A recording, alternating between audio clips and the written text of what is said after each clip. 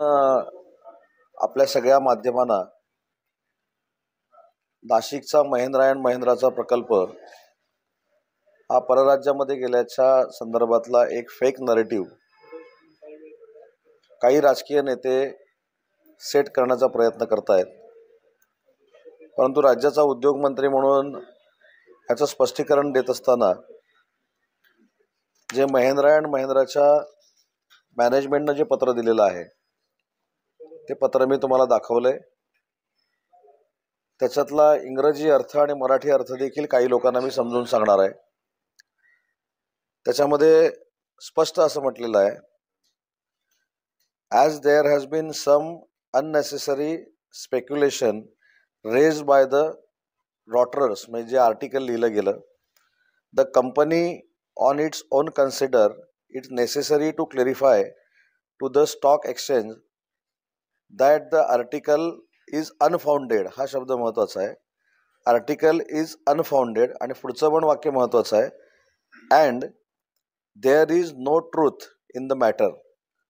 म्हणजे या प्रकरणामध्ये काही तथ्य नाही असा स्वतः महिंद्रा अँड महिंद्रानं आज खुलासा केलेला आहे. या माध्यमातून मला अजून एक महत्त्वाची गोष्ट सांगितली पाहिजे की महिंद्रा अँड महिंद्रा ही पुण्याला चाकणमध्ये 10,000 कोटीची इन्व्हेस्टमेंट करते.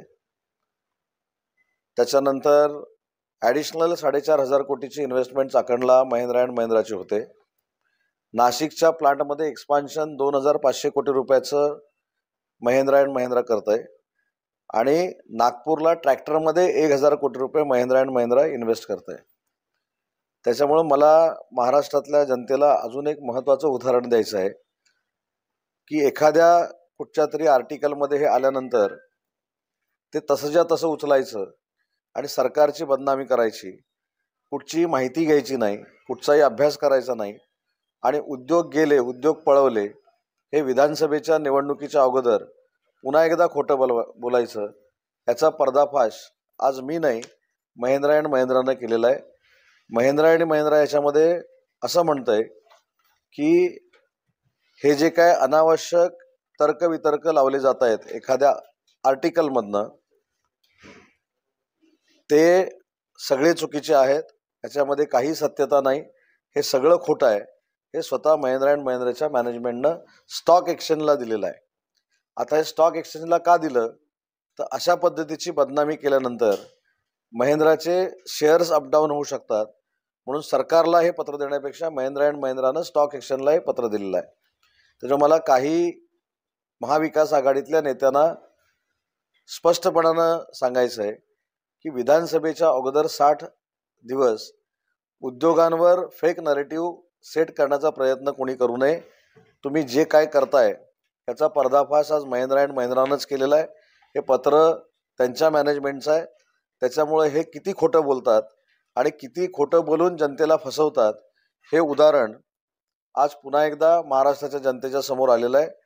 कुठच्या तरी आर्टिकलमधली बातमी घेऊन महाराष्ट्र सरकारला बदनाम करण्याचा काही लोकांचा धंदा आहे, हे पुन्हा एकदा साबित झालं आहे. त्याच्यामुळे अशी कुठचीही गोष्ट घडलेली नाही हे स्वतः महिंद्रा अँड महिंद्रानं सांगितलेलं आहे.